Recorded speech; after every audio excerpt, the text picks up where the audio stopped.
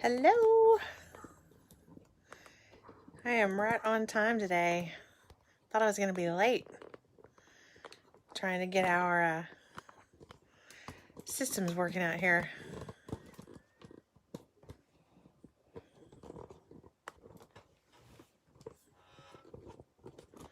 Hope everybody's doing well. Give our friends a few minutes to jump on.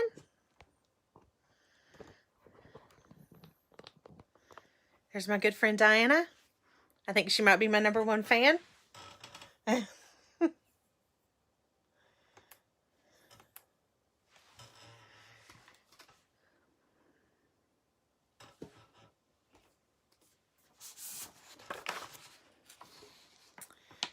Hello, Miss Kelly.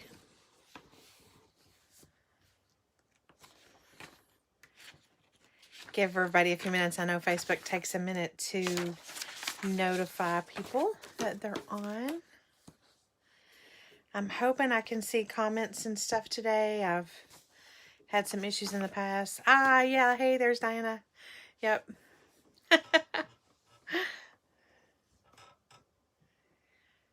Just checking to make sure I haven't missed anything. So glad to be with you all today.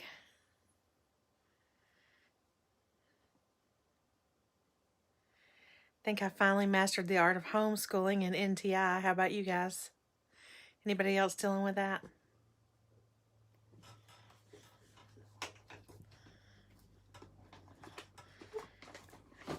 I'm not beneath bribing her. I bribe with toys. Oh gosh, Diana. Well, there's not a whole lot earth-shattering today, so hopefully it'll be short and you can focus on the other one. Or you can always catch the replay. But I'm glad you're here. I'm going to give it just another couple minutes. I understand, Kelly. I totally understand. Oh, good snacks? All right, I'm on my way. I have been bribing and breaking it up in like 30-minute increments. I have found out that sitting down for 3 hours does nothing but make me want to pull my hair out. So we'll do 15 or 30 minutes and then we'll take a break. And I save the hard stuff for last. I sometimes make deals too. I sometimes make a deal on the NTI work.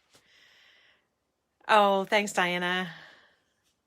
My deal is if we work hard and we focus and we don't whine, then I'll take like 1 page out and we can do it tomorrow because Friday's catch-up day. And we'll do those things on catch-up day. Oh, but she loves to whine. She lays down on the table and, it's typical little girl. So, it's so funny. All right, well, we are going to go ahead and get started. I know more folks will come on, and that's fine. Jump in, watch the replay if you missed part of it. But as always, thank you for being here with our Tuesday talk with Bim Group. I am Deanna Sizemore, the Director of Compliance with Bim Group, and we are so glad to be able to jump on here every Tuesday at 2 o'clock and just talk about what's happening. Before I jump into what's happening today, let me give you what's going to happen next Tuesday. So next Tuesday at 2 o'clock, we're not going to meet here on Facebook Live in the group. There'll be an invitation going out for a WebEx meeting or Zoom meeting, probably Zoom. If you are not one of our clients and you're a partner or a prospect or you're just a friend that has come along to see what's going on, please feel free to message us your email address and we can add you to the invitation list. Next Tuesday at 2 o'clock, I am not going to be presenting, but my good friend Beverly Clemens with CMI Consulting, as well as Jay Engel with Jackson Kelly, are going to be presenting on returning to work in Kentucky. They bring a wealth of information from the HR perspective and the legal perspective, along with what I've given you over the past couple of weeks. I think will prepare you hands down to go back to work as best as you can be in this situation. So again, watch for that invitation if you're a current client or like I said, if you're not a current client, if you're not a current client, shoot us your email address. We'll make sure you get that invitation. It'd be a great program for HR directors or folks in the CFO, CEO, trying to bring folks back to work. So that's coming on Tuesday. And then probably a few weeks from now, we will be having a podcast with ClearTrack HR talking about spousal waivers and surcharge independent audits. So be on the watch for that as well. We will post the registration link for the meeting on Tuesday in our Facebook group live here, as well as information on the podcast when it becomes available, how you can find out about that. So those first things out of the way. Second thing out of the way is, I'm happy to say not a whole lot of regs have come out since last Tuesday. However, I do have a couple of clarifiers that I'd like to bring to your attention. One is, last week we talked about how the DOL issued a joint rule that says that certain notices, COBRA, health benefit plans, qualifying events, all that, you cannot hold to the timelines due to a national emergency. So if we look back and say, okay, if once the national emergency is declared, you can't hold the feet to the fire to a participant or a member for not getting you a timely qualifying event, or not returning COBRA paperwork promptly, or adverse an adverse claim rebuttal, wanting to come back and have that looked at again during a pandemic. That timeline is actually extended 60 days past the end date of when the pandemic has been closed. So the big component of that was for HR folks not to stress out if you can't get SPDs, SBCs, COBRA notices out to people timely. The government's given you they're not going to come down on you for missing those deadlines. It's not a free pass. I mentioned this last week. It's not a get out of jail free card, but it is an opportunity to say, look, we tried, we didn't have the information handy. We had to do this, we had to do that. We got it out, but it got out late. That's okay. The other component to that, and I missed it last week because it had just came out, I read through it quickly, is that health plan extension for enrollment and for claims processing also applies to HRAs and flexible spending accounts. So if you had an HRA, a flexible spending account, where the run out period ended during the pandemic, that basically is done away with. It's reopened. If claims were denied, individuals can resubmit for those claims to be processed. You do not have to do a plan amendment to your HRA or FSA plan. You do not have to make any type of notice, so to speak, but there is an opportunity. So I know when the pandemic first hit, we had a couple of local third-party administrators that quickly said, oh yeah, we're not going to hold people's feet to it. We're going to go ahead and process claims. And we had a couple that also said, you know what? No, the IRS rule is this, and we're sticking to this because we don't want to affect the plan. And now the government has come out and said, you don't have to hold people's feet to this deadline. We're going to extend it because of the pandemic. So that's the big thing. I wanted to make sure we're clear on FSAs and HRA claim filing. If your run out period ended during the pandemic, they have until 60 days beyond the end of the pandemic, whenever it is declared, to submit claims, file for reimbursement, that sort of thing. The other thing that came out since last week was CMS issued their payment parameters for 2021. They issued temporary regs in January. They were finalized last week. The big things that impacts our health and welfare benefit plan clients is the annual plan maximum has gone from $8,150 for a single to $8,550. So that went up $400. And for family, it went from $16,300 to $17,100. So that's $8,000. It's about a 4.9% increase for both single and any other coverage. I said family, but that means employee spouse, employee dependent, employee family. That's the annual max limit that you can have on a health plan. The other thing that was embedded in those perimeters was that any plan that's an accepted HRA benefit will now have to produce a notice that very much looks like an ERISA plan document.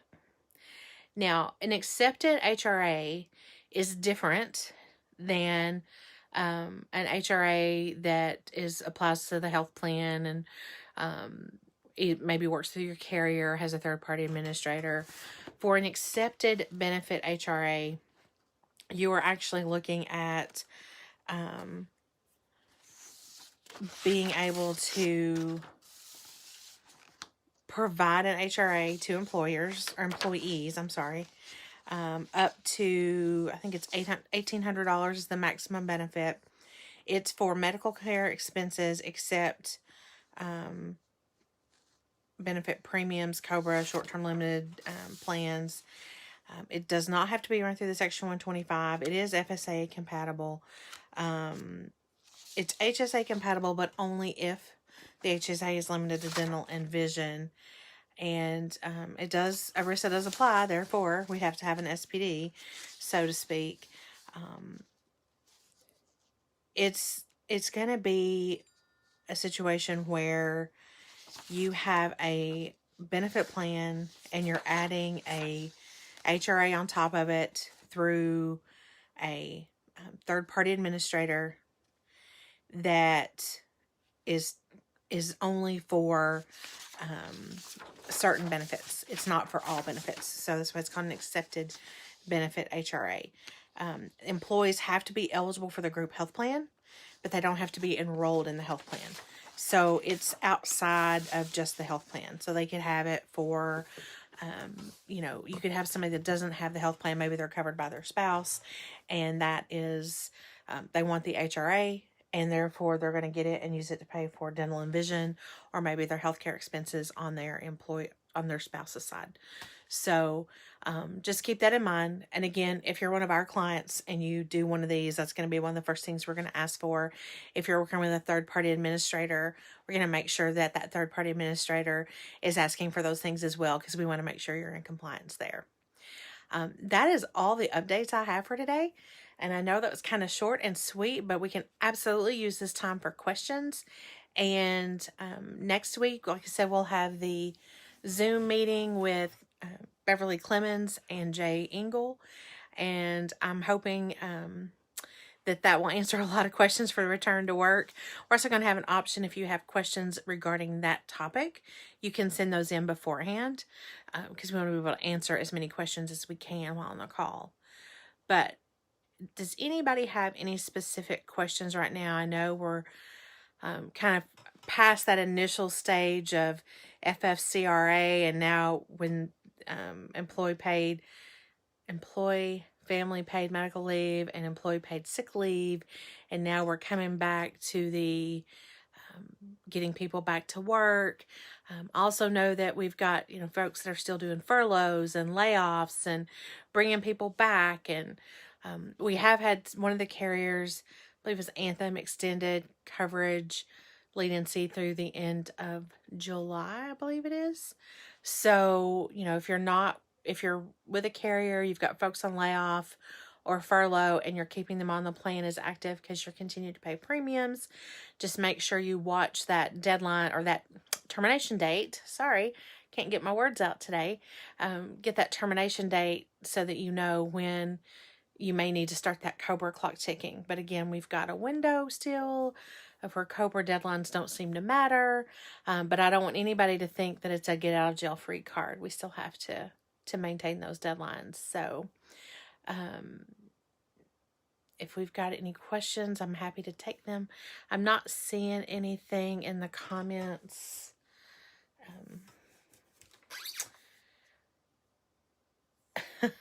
So don't laugh. I just went to check my phone to see if I had missed any messages, and I'm on my phone. So I think quarantine is finally getting to me. I hope everyone is hopefully getting ready to bust out of here and enjoy some time in the outside, especially with the weather getting a little bit better. So, all right, it doesn't look like we have any questions. I'm going to hold for just another couple of seconds and see if that helps at all.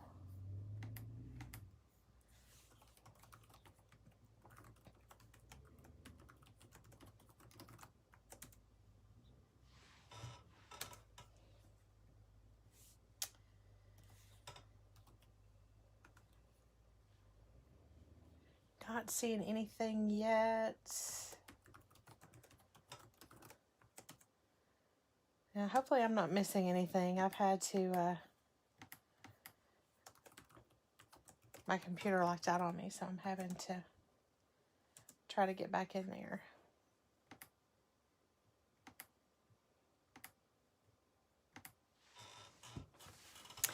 All right, with that, I don't see any questions. I'm going to go ahead and close this down for today, but please, please, please watch for the webinar link for next week. I think that'll answer a lot of questions.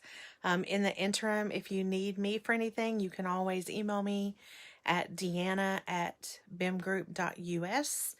Let me see if I can pop that in the chat. Or you can leave a message here, and we'll be happy to get back to you. Really appreciate everyone getting on today. I'm sorry there wasn't more substantive information, but you never know. Kelly, I'll definitely send you the link. You've got it. So my email address is in the chat.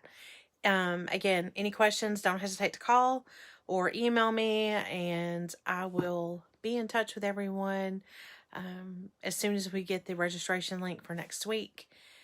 And hope y'all have a great afternoon. Enjoy your day.